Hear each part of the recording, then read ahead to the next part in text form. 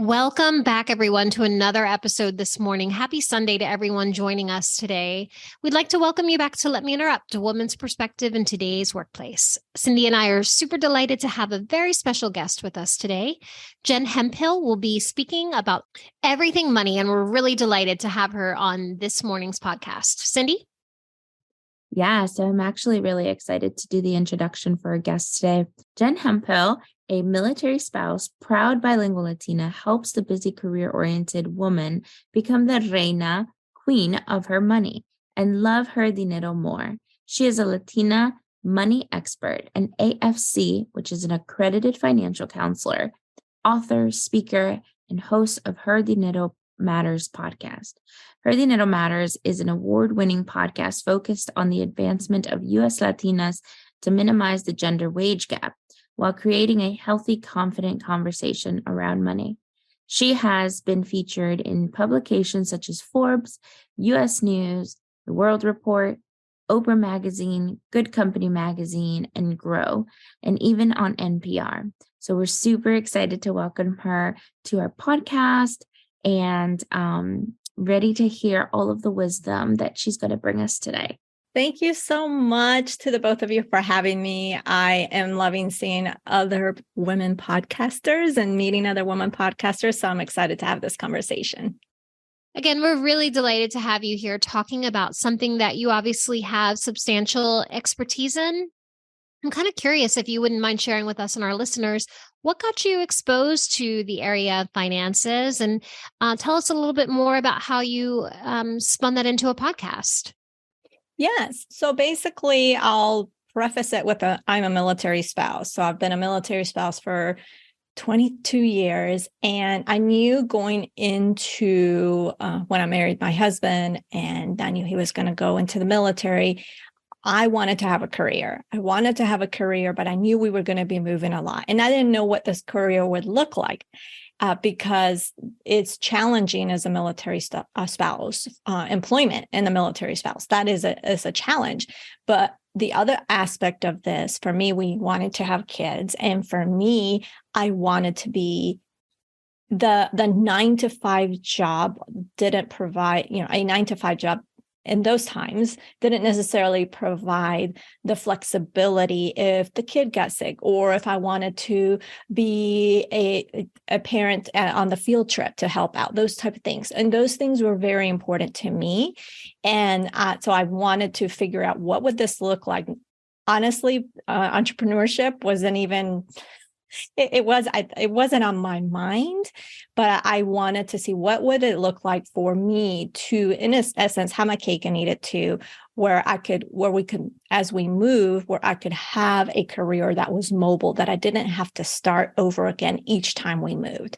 And eventually that led to my husband sent me an email that there was an opportunity to become an accredited financial counselor. He knew how interested I was in finances. And so it was a program where it was a fellowship program where we applied and I fortunately got in, and it led me to become an accredited financial counselor, even though I have my bachelor's in something else and then my master's in something else completely different. I felt like that was a pathway for me. And yes, that's what started it all. I love that. And I was just about to ask you, what inspired you to get an AFC accreditation?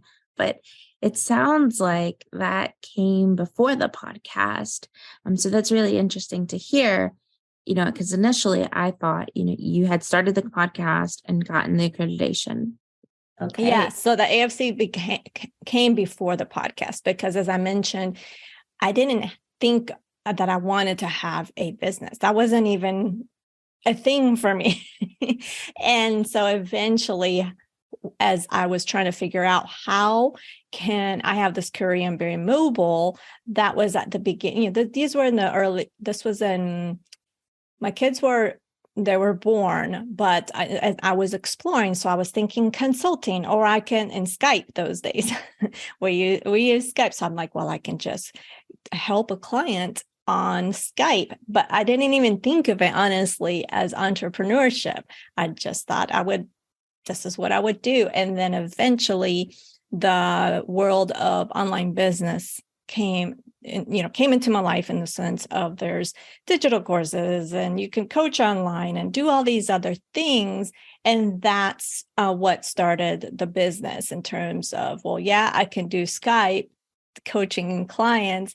And yes, I can do some consulting, but there's other avenues. And how the podcast came to be is because what I learned in my early mistakes in business is that I was trying to have clients, but they didn't know much about me besides the conversation.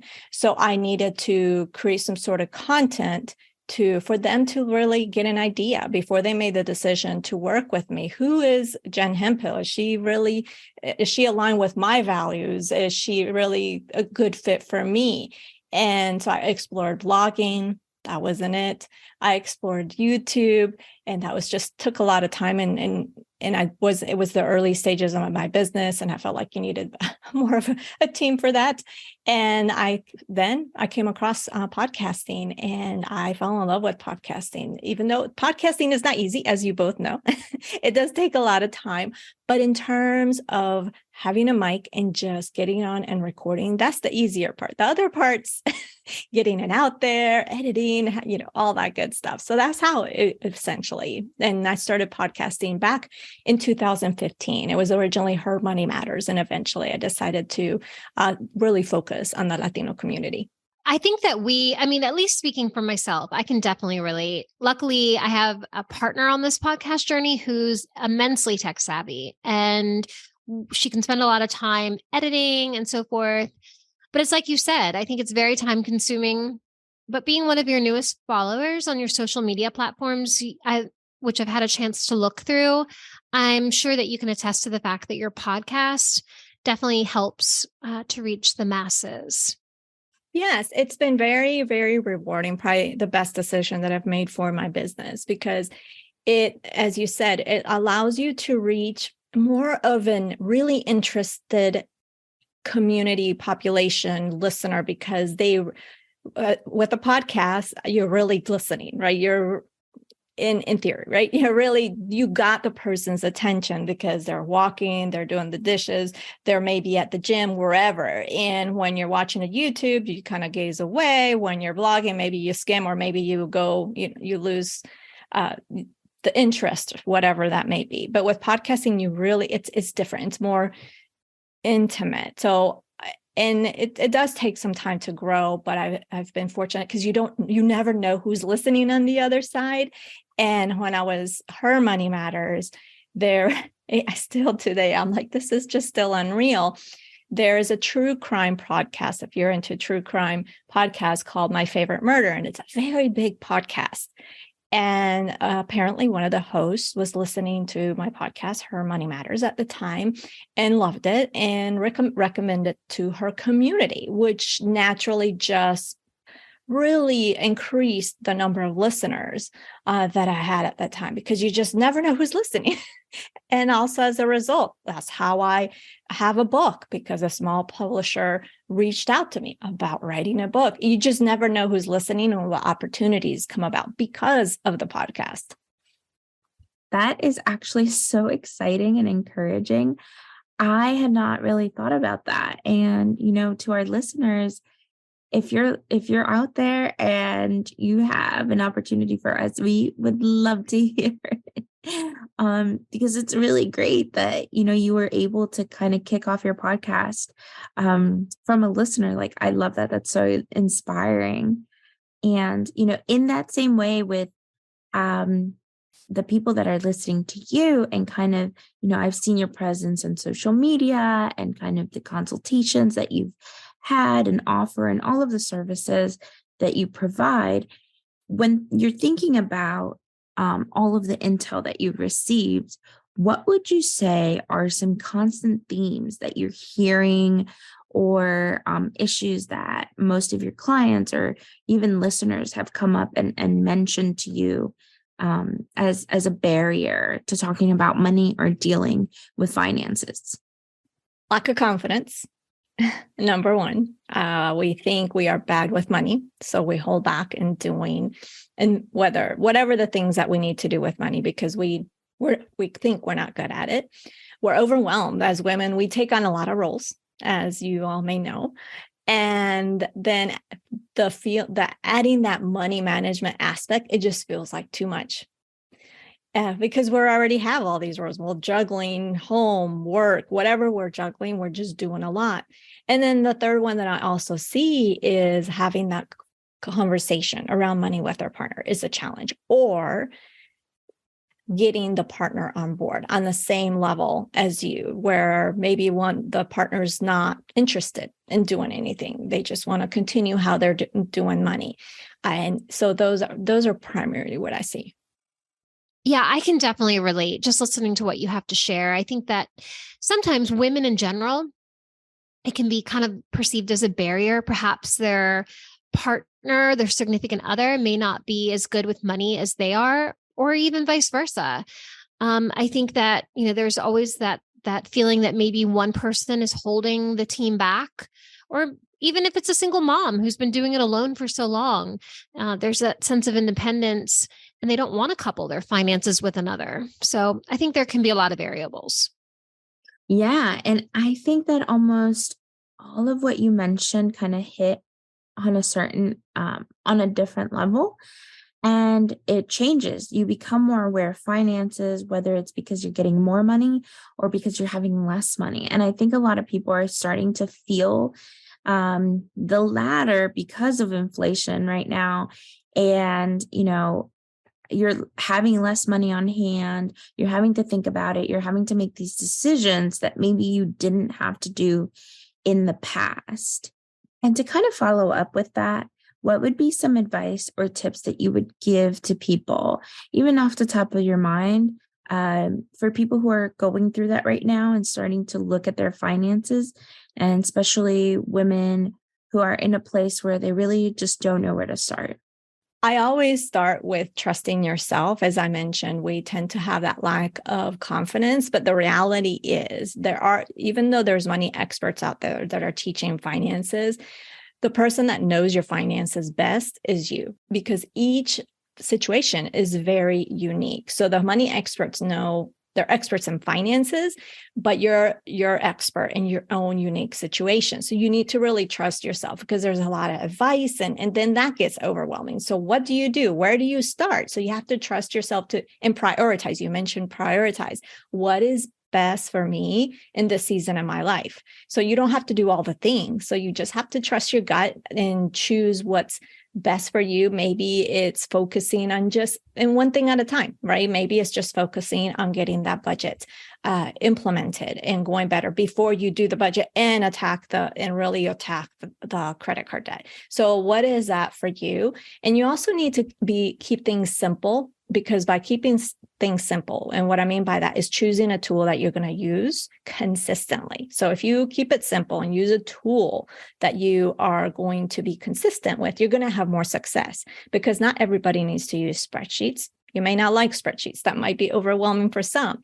Maybe it's an app that you want to use. So use the app if you know you're going to be consistent. Don't choose the tool just because someone recommended it to you, but choose it by trying it out, see how it really fits into your life, and see if you're going to be consistent with it.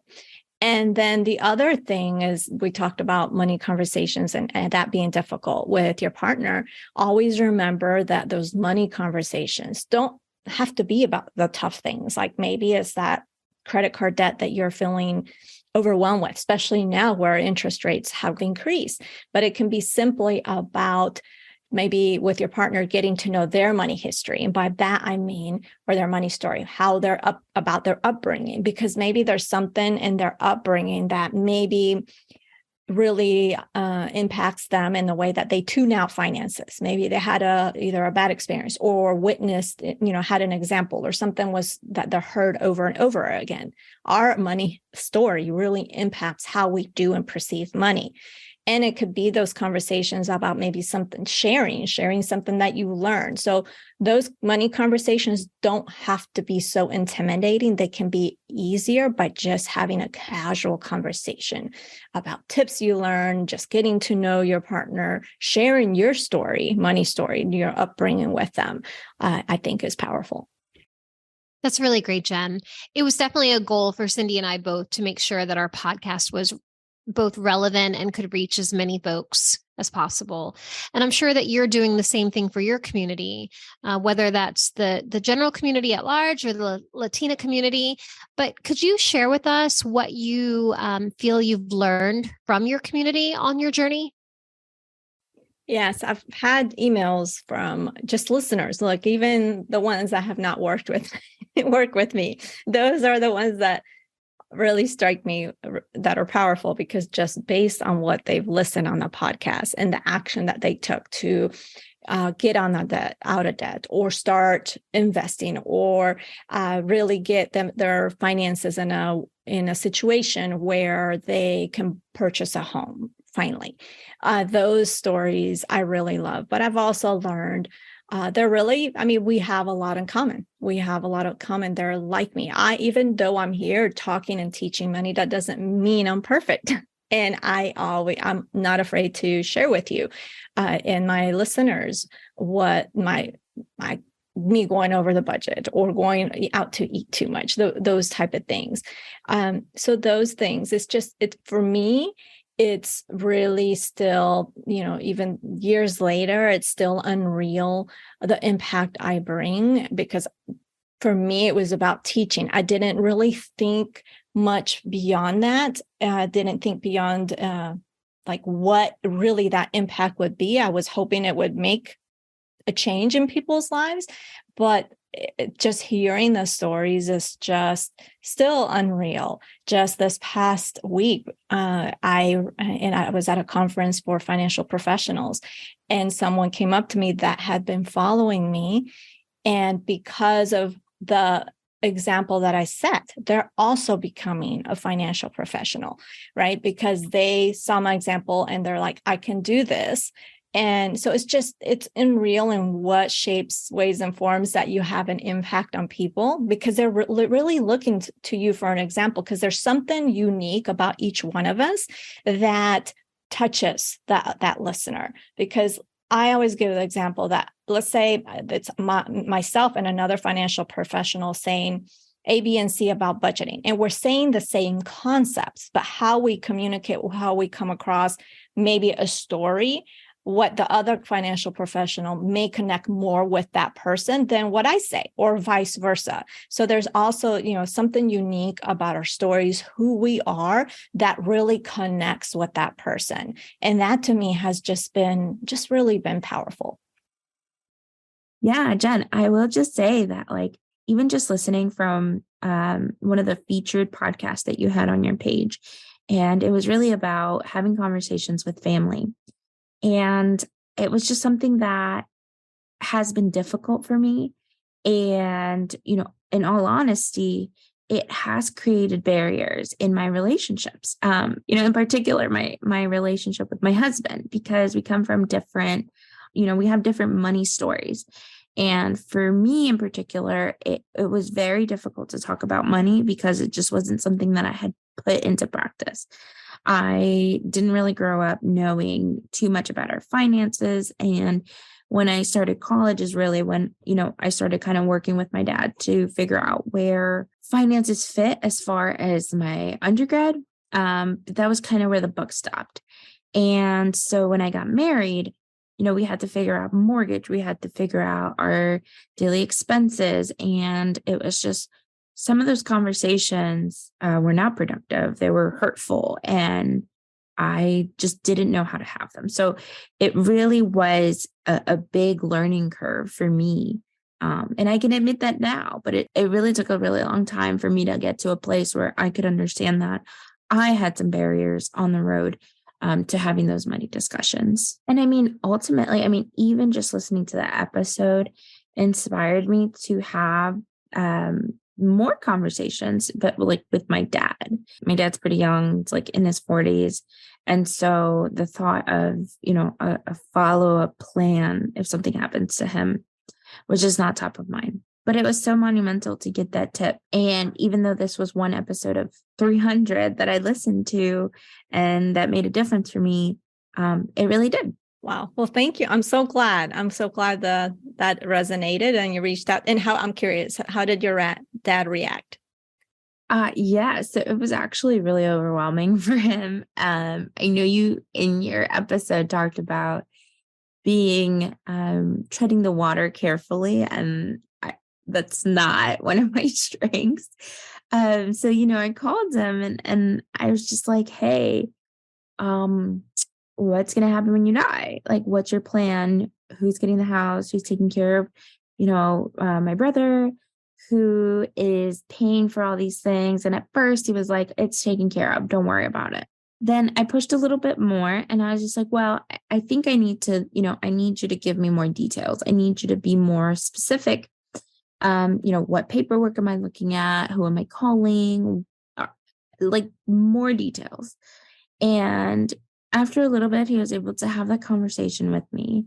And it even, I think, inspired him to have that conversation with his own dad, with my grandfather, because we, followed through and said, what's his plan?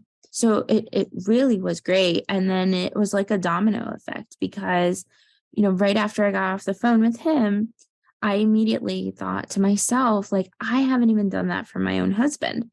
And so, I ran downstairs and I'm like, again, I am very abrupt. And I said, hey, Ben, like when I die, you're going to call HR and hopefully they'll guide you. Here's the number. And he just looked at me like, what is wrong with you? But at least that seed is planted to start with. And we have like a kit now where we can kind of just have that conversation across, the different generations and know what to look for. I love it. Love it. Thanks for sharing. To speak to your point, I think it's totally okay that we address the elephant in the room, and that is being comfortable with being uncomfortable. It makes me definitely reflect back to just prior experiences with a wonderful career. I'm sending my son off to college very soon in the next couple of months. But I also see, more on the horizon. I see myself owning a home again. And I see that I'm definitely in a state of transition. I currently rent here. And with what Cindy mentioned earlier with inflation, things are just continually rising in cost. So I think that, in the next couple of years, that's going to look like having a serious discussion with myself and getting comfortable to be uncomfortable to kind of walk that path of home ownership again. Not to overshare, but, if someone would have asked me 5-10 years ago, would I have seen myself ending up in the state of Texas where I currently reside? I probably would have said, no, never. I'm a native of the East Coast. I grew up on the East Coast, and I do find myself at present here in Texas. And I think why you have to perfect being totally comfortable with being uncomfortable are those relationships that you do have to establish. Like Cindy shared, getting, having that difficult conversation with her dad and being uncomfortable or even making him uncomfortable. I think that I reflect back on how uncomfortable I felt when I sat in a Wells Fargo mortgage branch, exposing my whole life history to a perfect stranger. I became closer to that mortgage officer than perhaps my own family or, priest or clergy. So I think that you just have to get uncomfortable. So Jen, in discussing that and closing the loop, what do you feel are some actionable steps that our listeners could do now in the present day? Perhaps they haven't been able to take a deep dive into their finances, or they've never established a budget, or wouldn't even know how to pursue that or begin that. What actionable tips do you have for somebody listening today just to get started? I would start, especially since we're going to be starting a new year, I would start with reviewing this year. Review what have you done in terms of your finances? Maybe you had a goal this year. What has worked? What hasn't worked? And why? Why hasn't, why for both? Why did it work and why didn't it work? Just explore those things. What do you want? What's next for you? What really resonates, not what, well, this financial person would tell me to do this. Okay, what really makes sense for you and your household? It's not about what someone else is telling you to do. It's about what makes most sense to you, especially since you, as I mentioned, your household best, your household situation best. And then from there, you really need to do a deep dive with your finances. And yes, that involves a budget, but really looking at what you have spent, where it has gone. And it's not about sacrificing all these things and limiting what you can spend. It may be depending on the situation, right? It may be if you're living paycheck to paycheck, but really the key thing with budgeting is really understanding what's coming in and what's going out. And what I mean by that too is, and when I say a deep dive, is not just how much you spend in the bills, how much you spend in groceries, but you need to look at, because I don't know, I don't have data on this, but I believe that a big reason why people get into the credit card debt is the lack of planning on those variable and occasional expenses.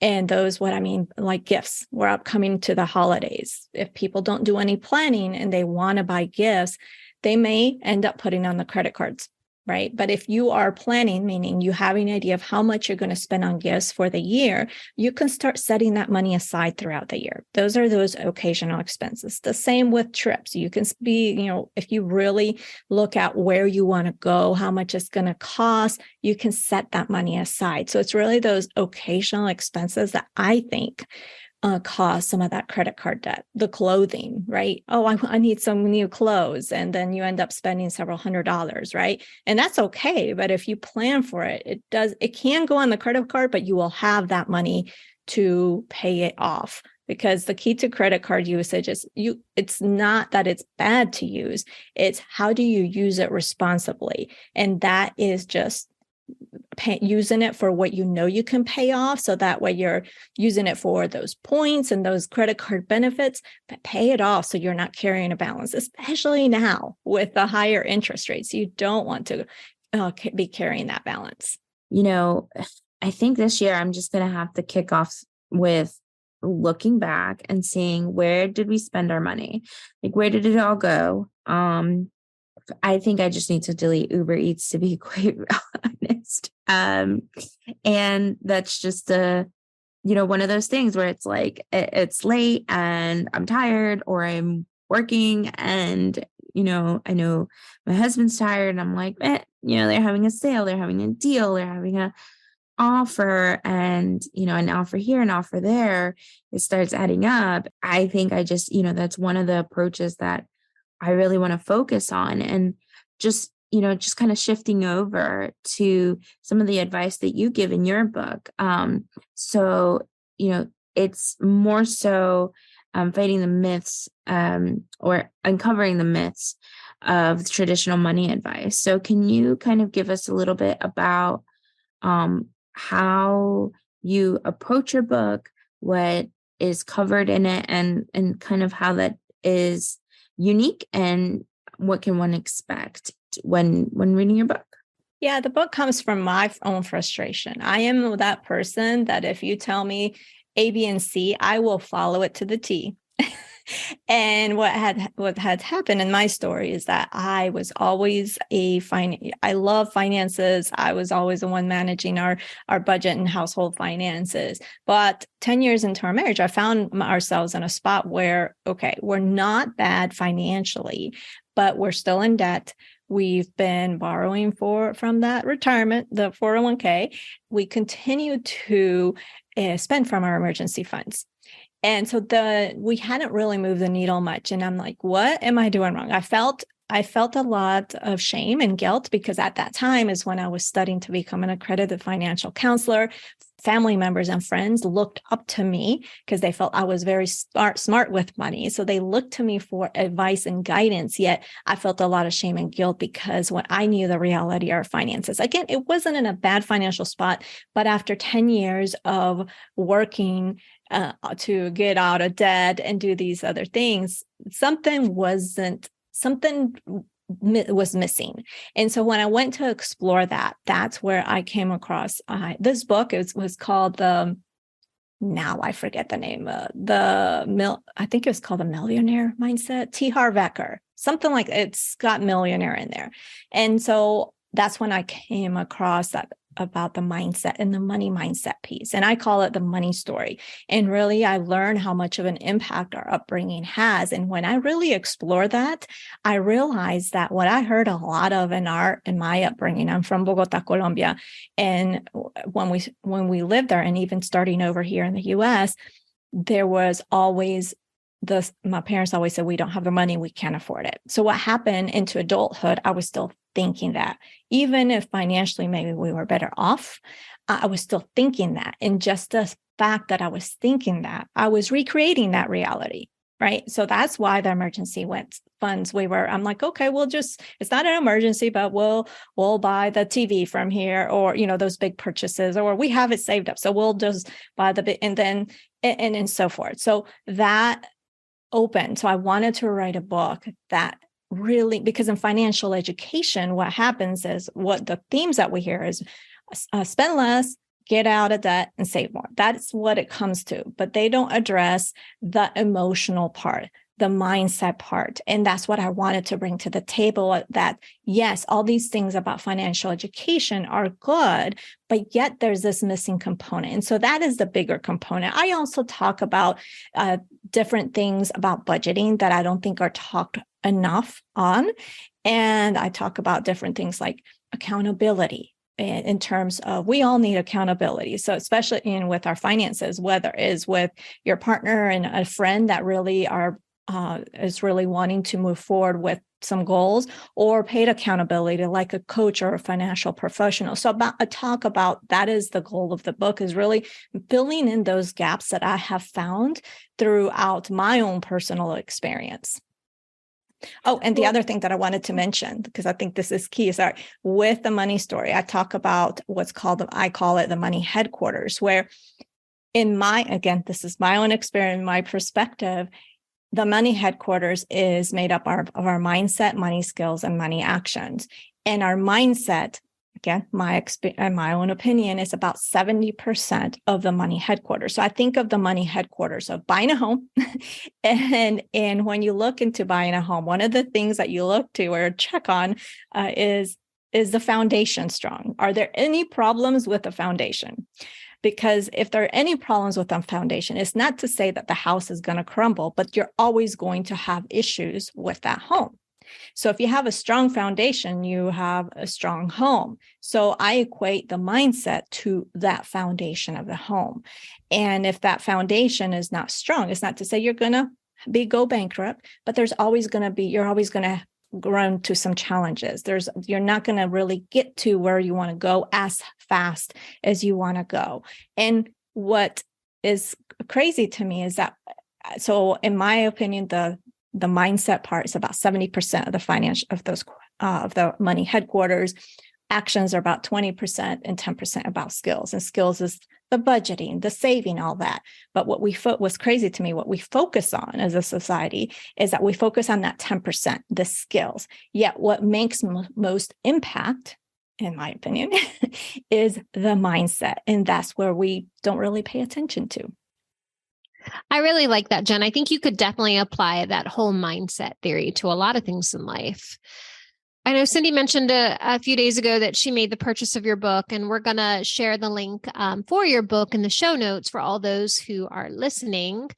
So, Jen, in wrapping things up today, we always like to offer our guests the opportunity to end the conversation kind of twofold. If there's any little gems that you want to share, but also if the older Jen could have a word with the younger Jen, what would she have to say? What would she have to say about the journey that led you to where you are today?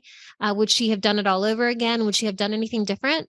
The primary thing is that other people are looking at you, for an example, that you do make a difference. It's not just the big names or everything, but you can make a difference. Someone is looking for your story, someone like you to really set an example and be an inspiration.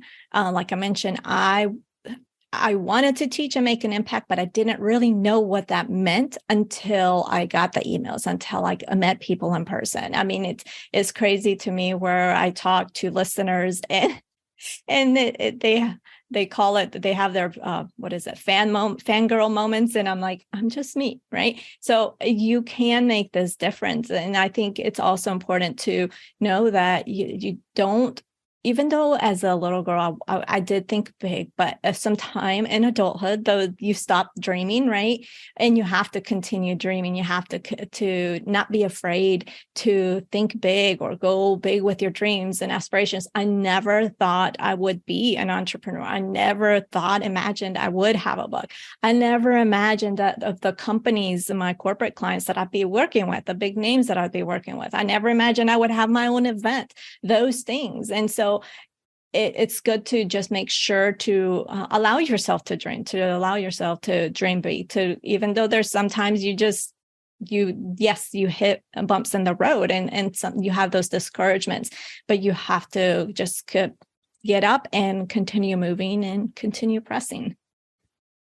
No, Jen, like, you are absolutely amazing. I'm so excited that we got to chat with you, that you're going to, be part of our guests for this podcast. I mean, it's truly a passion project for us. And like, you're just an inspiration, and seeing the change that you have made in this world is just truly inspiring. And we definitely want to have, our listeners follow up with some of your content. So where can they find you on Instagram, on Twitter, or anything like that? Basically all Jen Hemphill. But if you go to Twitter, it's an extra L because it was a typo on my part. So there's a story behind that. If you see me mistyping my own last name, it's a typo, and haven't been able to correct it. So awesome. So I just want to kind of shift over to our closing and celebrate that we are now on our 11th episode. I think this might be our 12th. And really kicking off strong. We passed a 500 download a couple episodes ago, and so we're so excited. And we are planning something kind of special for the holidays. And I think I'll let Melissa take it away. But right before that, I'll just mention that we have our website up and running now. You can join our mailing list and get informed when we have a new episode out, or any contests, or any, special events coming up. We really have a lot of things in the works. So definitely it'd be a great idea to join our mailing list. And then we also now have video podcasting. And so if you're listening to us on audio only, you can find us on YouTube under Let Me Interrupt. That's our handle, or you should be able to see it in the notes below. And then just check us out and watch us have these conversations with these amazing people, these amazing women.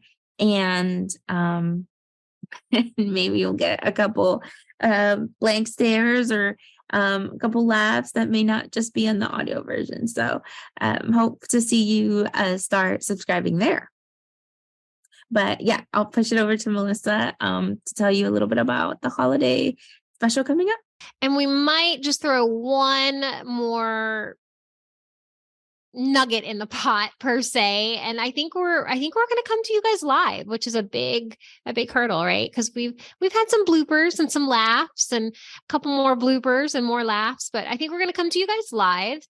Date to be determined, more coming. And we hope that you all will join us on our live stream. As always, we hope that you hit all your boxes. Just remember that you just are special, important, and keep interrupting if that's what it takes to have your voice heard.